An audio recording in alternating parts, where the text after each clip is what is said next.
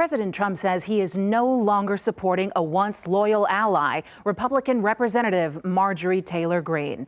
This comes as the push for the Justice Department to release all Jeffrey Epstein files intensifies. Willie James Inman has the latest. President Trump says he will no longer support Republican Representative Marjorie Taylor Greene, calling the Congresswoman from Georgia, who had once been his staunch supporter, wacky.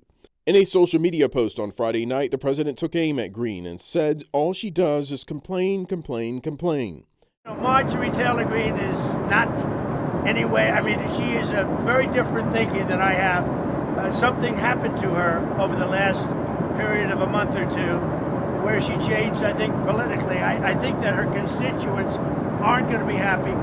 The president's negative comments about Greene come as she continues to push for the Justice Department to release all files related to convicted sex offender Jeffrey Epstein. These women have been waiting, some of them for decades. I talked to several victims that were raped by Jeffrey Epstein back in the 90s.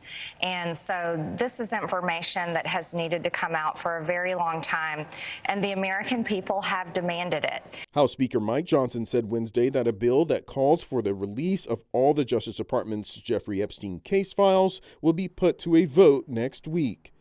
Meanwhile, a number of restrictions that were imposed because of the record-breaking government shutdown are being lifted this weekend. The FAA began rolling back mandated cuts to flights throughout the country. Museums in the nation's capital and the National Zoo also began reopening this weekend. And SNAP food assistance that had been put on hold for the month of November because of the shutdown are expected to be released in the next week. Willie James Inman, CBS News, West Palm Beach, Florida. Now that the shutdown is over, back pay for some federal employees will begin going out as early as tomorrow. That's according to a memo from the White House Budget Office. Other federal employees will have to wait until Wednesday, November 19th, to receive their back pay checks.